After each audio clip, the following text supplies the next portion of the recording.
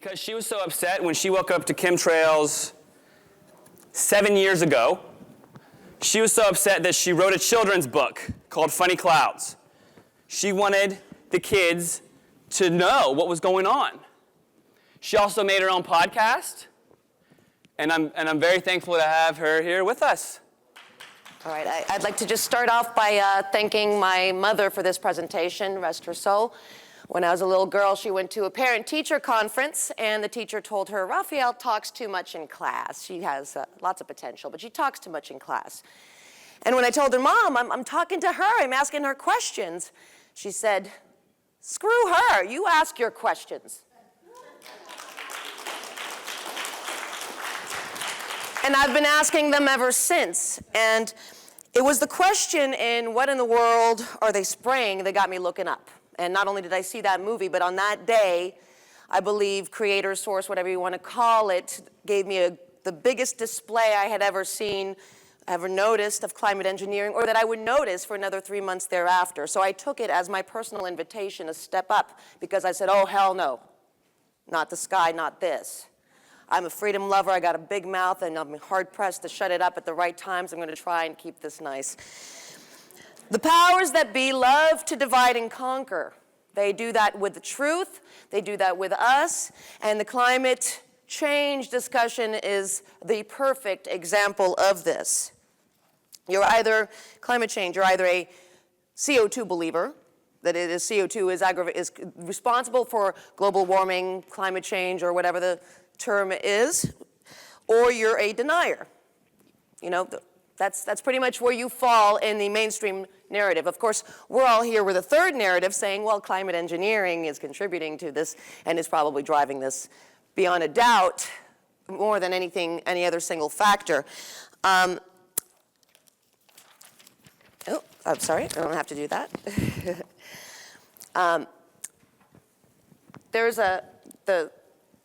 We do know this, despite the denials from mainstream media.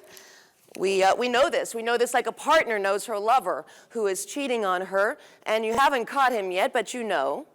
You don't necessarily have the stains on the sheet, but you know that things have changed. Things are not right. Things are not okay. These are pictures that I have taken myself, just over the course of the years. This is not a black and white photo. Sorry, it's so small. It's actually, right next to that is a completely blue sky without trails. I took that in Israel. It was a cloud and gray, metallic, nothing, like no haze. It was just metallic in front of the, so it's not just contrails. We see all these changes. Oh, I call this a powder puff chem bomb. For a while there, it seemed like they were threading the chemtrails behind this, and they did like this manicure blowout of the clouds. They really know how to like move this stuff around, it would seem. Upside down rainbow. What's the terminology? I can't keep up, I have no idea what that shadow was from. No idea. None, zip, nada, never seen anything like that. Little plasma bombs hiding behind the clouds. God only knows what, and that's a really, really small chemtrail picture. But, we know this. Now, the thing is, how do we get this conversation going with our loved ones that we're now estranged from, who are worried about us? Like, don't look at me pointing up, look at what I'm pointing to. But there's a hard time proving this. And I have soil analysis, but I don't have enough money in the soil analysis. It's aluminum-freed ions. Pollution can free aluminum ions. So that's not good evidence. And even if I had better testing, I can't prove unless I scooped it out of a plane that it came from a plane and not another industry. And the first thing I think that we need to acknowledge here, if you're trying to reach out to your loved ones and make this real, because people are split up by narrative that is either you believe in climate change or you're a denier and an apologist for industry, it's important to say, I'm not an apologist for industry. I'm a survivor of Katrina. I'm a survivor of, well, that doesn't have anything to do with industry as far as we know yet, but of the BP oil spill and the dispersant they use, the chemical dispersant corrects it, which is worse than the oil. If this is not a deliberate assault, how can people be this stupid? And yet,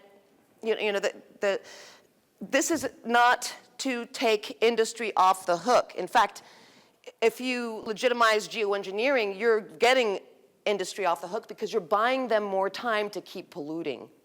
That's what geoengineering is a fix because we haven't changed things fast enough, meaning they haven't. You know, so yeah, my son's hair analysis test wasn't enough. At 1.5 years old, I did both of ours, and it seemed like he inherited half of my toxic load, which included lead off the charts, typical. Uranium, 7 times the average levels. I don't know what the average uranium levels are. Maybe you do. But, you know, like 7 times that. Arsenic, cadmium, aluminum, barium, strontium, and I'm probably leaving out a few. Okay. So, but none of that proves anything, because that could have come from anywhere, because we live in such a splendid paradise on Earth. It is. It really is. And it could be so much more. And we all know that. According to the EPA and FAA Contrail fact sheet, sorry. Let me pick mute. How do I get out of here? It's not letting me get out of here. Okay, here we go. And there we go. Sorry.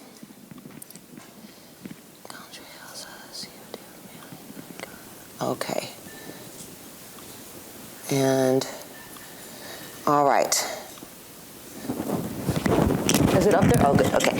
So, according to the EPA and FAA Contrail fact sheet, the combination of water vapor and aircraft engine exhaust and low ambient temperatures that often exist at these high altitudes allows the formation of contrails.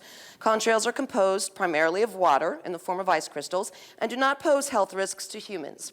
They do affect the cloudiness on the Earth's atmosphere, however, and therefore might affect atmospheric temperature and climate. The basic process of contrail formation described in this fact sheet applied to both civil and military aircraft. They continue. Persistent contrails are of interest to scientists because they increase the cloudiness of the atmosphere. The increase happens in 2 ways. First, persistent contrails are line-shaped clouds that would not have formed in the atmosphere without the passage of an aircraft. Secondly, persistent contrails often evolve and spread into extensive cirrus cloud cover that is indistinguishable from natural occurring cloudiness. At present, it is unknown how much of this more extensive cloudiness would have occurred without the passage of an aircraft. Not enough is known about how natural clouds form in the atmosphere to answer this question. I am smarter than the EPA because I could tell them I have seen blue sky days that would not have gone away because we used to have blue sky days all day, and they'd only go away when the planes come out to play. So essentially they're saying that they're not chemtrails, they're contrails, and they don't matter, though they might alter the climate, but not enough is known to prove this at this time. Plausible deniability certainly is convenient. So I guess I should just not worry about them and keep focusing on CO2, right? Because there's 2 sides of the narrative. CO2 believers, climate change deniers, and anti-climate engineering activists who may or may not believe that CO2 is a problem. That was the 3rd narrative. But what if there's a 4th narrative hiding in plain sight? What if I said that it doesn't matter whether I could prove chemtrails or not because contrails matter? And I could prove that. Despite all my climate engineering research, I had stayed relatively neutral to CO2, but then looked it up just a couple weeks ago or a month ago, and I was floored when I realized what the most prominent greenhouse gas is, deliberately kept out of the IPCC model of greenhouse gases that gets passed around to the public. Can you guess what they are? If you're not a scientist, anybody want to shout out? Are you? That's a wonderful guess. But I've been asking that question for a month straight.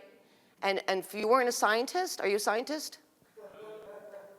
You took an educated guess based on?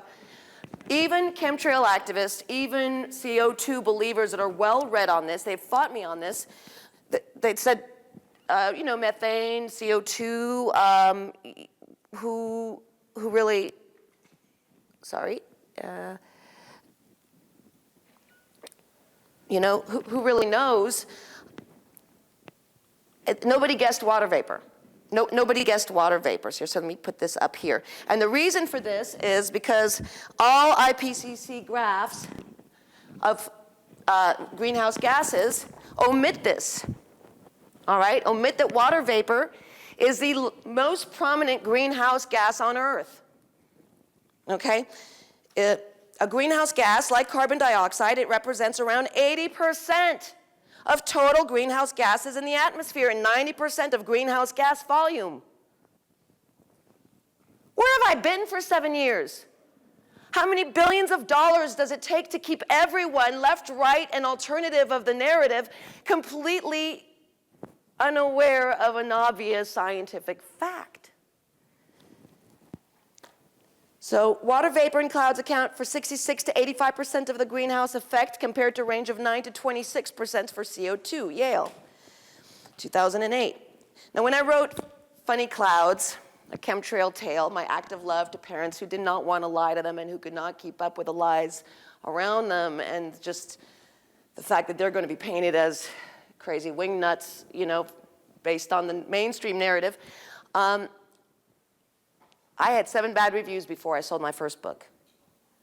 Now, if chemtrail conspiracy is just a conspiracy theory, then why are people watching my pages 7 days a week, you know, 24 hours a day, 7 days a week, 365 days a year to jump on it as soon as I finished the book and to get the trolling going on? And then it became a battle of believers versus non-believers. I have more comments than I have book sales, unfortunately, but the point was to stir up the conversation, and it did manage to do just that. But in that narrative, in the release of that, I took on some of the debunkers. You know, like, okay, if this is a major conspiracy, it should be easy enough to prove. And this is where I found out one evidence after another was not good enough, you know, for them. The bunkers love to say, you know, chemtrails are just an internet hoax. Excuse me, but your internet hoax just took over my sky. No, they haven't, they say. Those are just contrails, just harmless water vapor, and it's not weather modification since it's not cloud seeding. So goes the narrative, and you're supposed to just go away because you get intimidated by him. But the fact remains that the fleet of planes, commercial, military, or otherwise, as far as you know from the ground, still come out, sometimes on cloudless blue sky days, and lay contrails that don't go away, grow, and completely white or gray out the sky, removing the blue skies, and not a single meteorologist across the nation over the years, except maybe now they're starting to, has ever mentioned that your blue skies got overcast from jet cirrus. But jet cirrus is the terminology the debunkers use. Oh, that's just jet cirrus, you don't know? Well, the silence is deafening, like Matt said.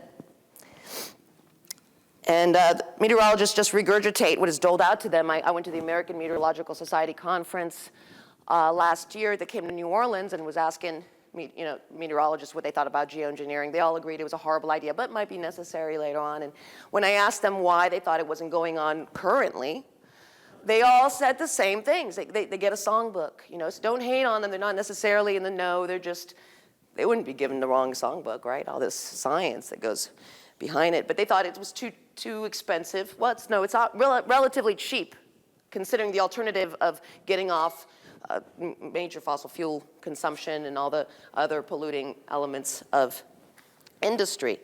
There were a lot of other things. That's a talk for another time, or if there's more time at the end. But they're just singing, they're just repeating things that, you know, I've proven that they're wrong about. It's very easy, but they don't know, they don't do the research. They just get the book and they play it out there.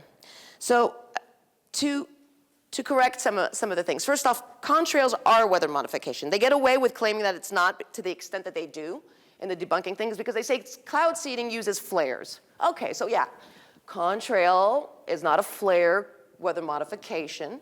All right, we'll give it that. It's true that contrails is not the same as cloud seeding as we see commercially, but besides, it is still weather modification, as in the 1970 document on the possibility of owning the weather. On the possibility of weather modification by aircraft contrails. We have third section titled Contrail Crystals as Freezing Nuclei. Except for hail suppression operations, large-scale weather modification attempts currently in progress employ ground-based generators to introduce freezing nuclei into the atmosphere. Under these conditions, silver iodide, the nucleating material most generally used, is considered to deliver 10 to the 13th freezing nuclei GMI of silver iodide into the average. Under optimum conditions, it may deliver as many as 10 to the 15th, blah, blah. Under adverse conditions, it may deliver none at all, since silver iodide nuclei deteriorate rapidly in effectiveness after entering the atmosphere. It can be seen then that a medium-sized jet forming a persistent contrail is introducing nuclei in numbers equivalent to ground-based generators, burning more than a gram per second of silver iodide. Since silver iodide is introduced with the object of forming ice crystals from supercooled water droplets, it seems obvious that the contrail ice crystals produce any effect of which the silver iodide nuclei are capable. So contrails have the same effect as silver iodide as per this document that was written in 1970. Modification by process other than seeding. The contrail crystals are so small that they fall very slowly in still air, even at jet cruising altitudes, and in the presence of even slight updrafts will not fall at all. Under some conditions, it seems likely that they can accumulate sufficiently to cause some high cloudiness along a busy airway, even if they remain essentially unchanged in size and numbers after they first get introduced. There is, however, good reason to believe that some mechanism exists that results in crystal multiplication. Anyway, it goes on and on. Debunkers say that the possibility of weather modification is not the same thing as an admission of actual weather modification, as the report claims itself. It cannot be concluded that any net effects are necessarily being produced, or even on uneven local climates, though it seems certain that seeding is taking place. The purpose of this paper was to show that there is sound basis for the suspicion that contrails may be influencing the weather, and that it is important to find out if they are. Despite admitting that contrails act as more effective cloud seeding than ground-based silver iodide, they contradict themselves, saying we can't be sure that contributes to weather modification. If limited liability is the name of the game, plausible deniability is how it's played. But besides seeding agents, contrails are more than just water vapor according to official literature. Containing CO2, soot, and other small amounts of impurities and additives claimed to be too small to have an environmental effect, besides possible cloud-making effects. Yet still, there's nothing just about water vapor. Oh, it's just water vapor. Let's not glance over the fact that the IPCC model completely leaves the scientific greenhouse fact out of its narrative, right? We showed the graphs. I'm sorry they weren't bigger, but look it up yourself. You will not find water vapor on that graph. So how do the climate science narratives justify this, right? It's water vapor, not the CO2. ACS Climate Science Toolkit, narratives. They have their narratives. They call it narratives. We need to get our narrative down to a way that, yes, they're spraying us. Yes, they're doing all sorts of stuff. I have friends with Morgellons. I know of other things. It's so hard to get there when I can't even prove a contrail is persisting naturally or not. So I'm trying to bridge the gap here. I'm not trying to deny or minimize chemtrails here. I'm trying to look at what it is that they are calling a contrail. What exactly is this phenomena and this persistent contrail and this jet series? How does this happen?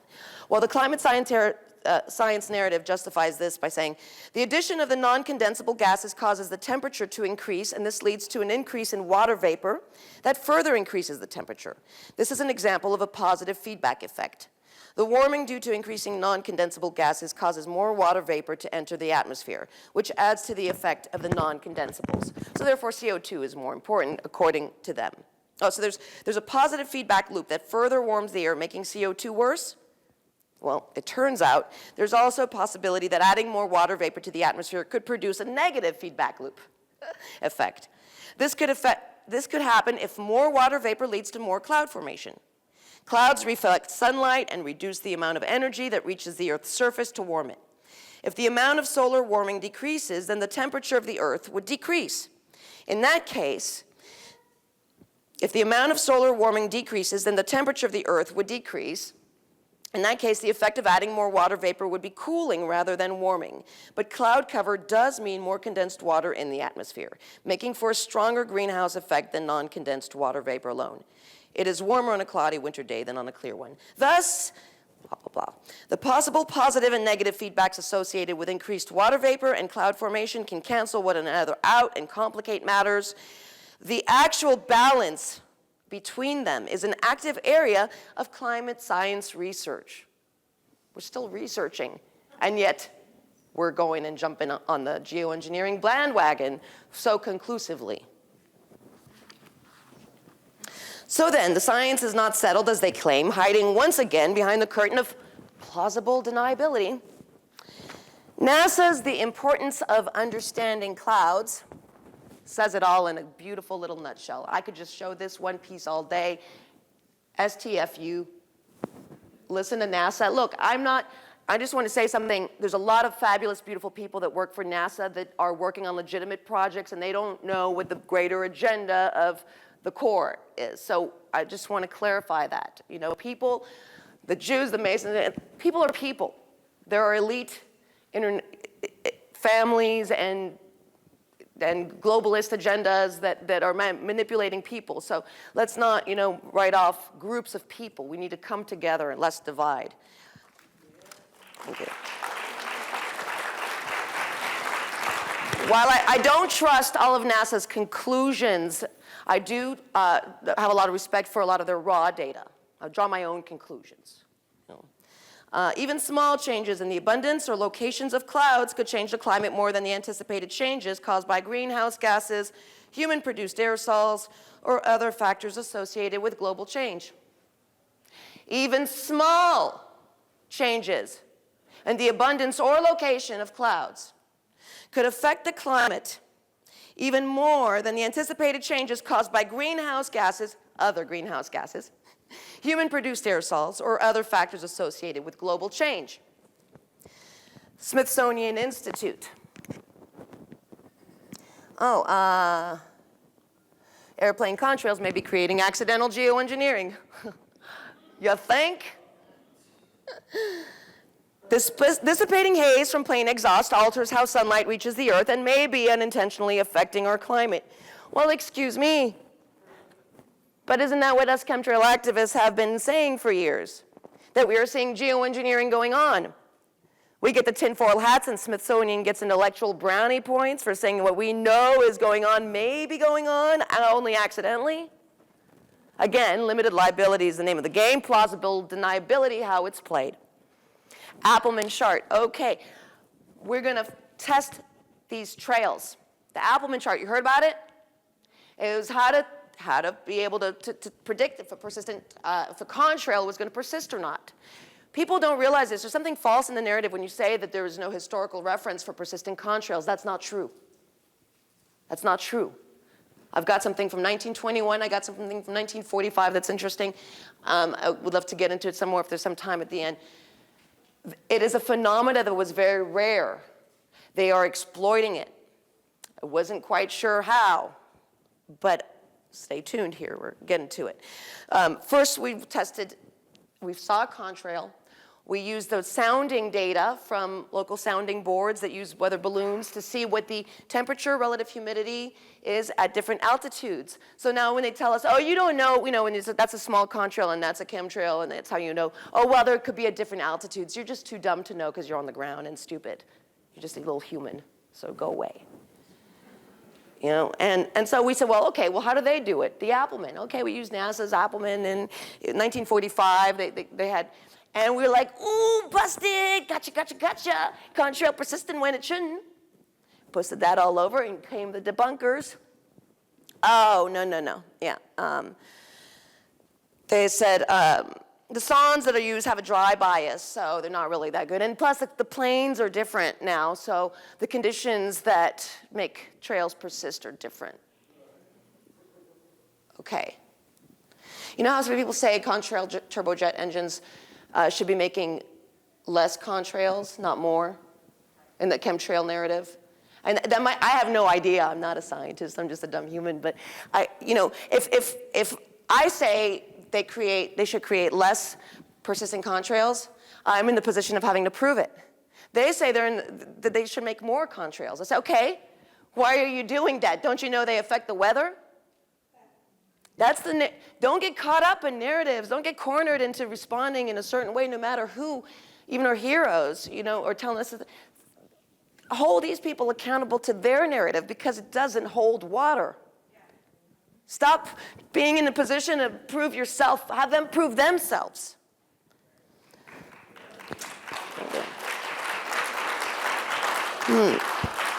So they also mentioned something else. I heard something about, oh, yeah, and actually, we can predict persistent contrails, and you're wrong. Actually, they should have yielded persistent contrails because of ice supersaturated regions. Oh, I didn't hear that one. What? Oh, I'm so stupid. I better like hide and do some research before I answer, you know. And I looked at the NOAA glossary of weather meteorology for ice supersaturated regions, ice supersaturated regions, supersaturated ice regions, nothing. Okay, anyway, you know, keep going. You know, another debunker pulled out this measurements of the growth of the ice budget on a persistent contrail. So this was the glossary that doesn't have the ISSR. This is measurements of growth in the ice budget of a persistent contrail by R.G. Nolenberg, 1972. And this was shared as proof that the ice budget of a contrail was humble, something like that. But what I found interesting that caught my attention was this revealing passage. See, they share this information to like woo me with the science, and they think I'm not going to look at it. And then I see things they didn't want me to see. Like, the experiment, how do you measure a persistent, how do you conduct an experiment on persistent contrails? You know, you got to set it up and all that. The experiment simply involves the use of a jet aircraft with controlled engine performance factors to produce a contrail under conditions favorable to its growth, and then make repetitive sampling penetrations or orthogonal to the flight track. Wait, what? Let's repeat that. The experiment simply involves the use of a jet aircraft with controlled engine performance factors to produce a contrail under conditions favorable to its growth, and then make repetitive blah, blah, blah, blah, blah. So more questions arise, such as what controlled engines performance factors can determine the persistence of a contrail? The engine does control the contrail formation along with certain pre-existing conditions. All right, so I decided to get back to the supersaturated ice regions. Google brought this 2007 Royal Meteorological Society paper up titled Evaluation of the Use of Radiosondes Humidity Data to Predict the Occurrence of Persistent Contrails. And sure enough, contrails form when hot and moist exhaust mixes with cold, drier ambient air. I'm sorry, this was,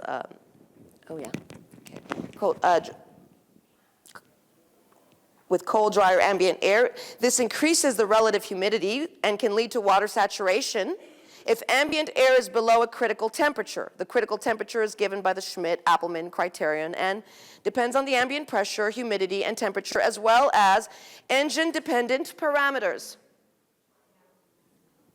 If the air is subsaturated with respect to ice, contrails persist for more than a few minutes. However, in the case of supersaturation with respect to ice, RH ice greater than 100%, contrails can persist for up to several hours and can eventually even evolve into extended cirrus clouds that are undistinguishable from natural cirrus. I can distinguish them. Engine-dependent parameters, oh yeah, what are those? Next, again, thanks to my dialogue with debunkers, I soon landed on the document Ice Supersaturated Regions. Oop, that was the wrong one. That was the last one. And this one didn't sink in right away. I had to reread it a few times, but then it comes out. This big nose is like a bullshit detector, excuse my French, but I just go right to the meat of it. And when I read this, a good marker of ISSRs is persistent condensation trails when the sky is otherwise free of clouds. Since the mixing process in an aircraft exhaust plume can create very high degrees of supersaturation even in dry ambient air, the formation of contrails does not require as high ambient humidity as the formation of natural cirrus. Don't need that humidity they were talking about. Contrails can therefore decorate the sky when no cirrus clouds are around. Contrail persistence, however, requires at least ice saturation. A sky full of contrails but without cirrus therefore shows that there must be an ISSR. Funny, that would be absent from the NOAA glossary of meteorological terminology. No.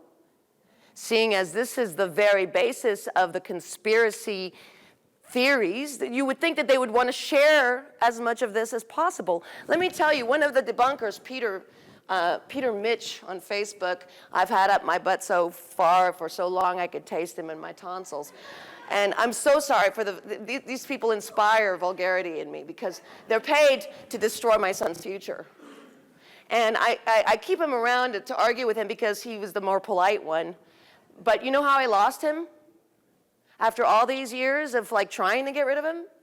I said, okay, you know, you want to like, when I ask you some questions and then you give me a bogus answer and I call you on it, then you want to take me to the beginning of cloud dynamics, physics in the 1400s, and I said, okay, I want to learn. First question I asked, he disappeared. I wrote him back, I said, where are you? I miss you, lover. All you got to do is enter their logic instead of defending your own, and you'll see there is none.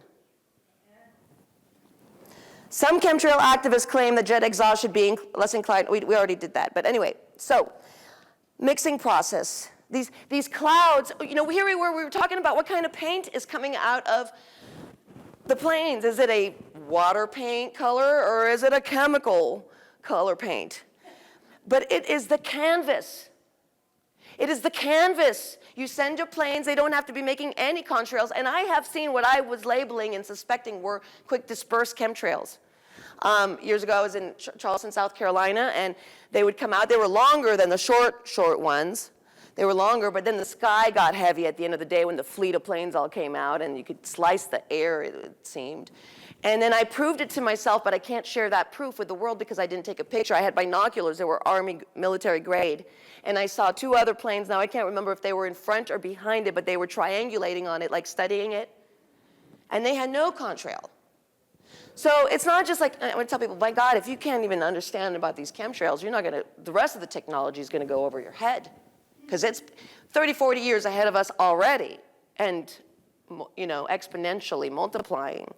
And, you know, the narratives and the literature, it is very confusing, but the literature says that the planes create the conditions that could, not directly, but it's all there. A, B, C, D. These planes create the conditions that create the persistent contrails that does alter the weather. They are seeding agents, so therefore it is weather modification.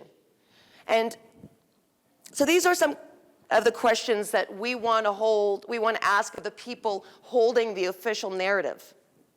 There's almost no more time to wake up your friends. This is for you to go to the meteorologist. Go to that climate change talk and say, hey, y'all, do you know about water vapor?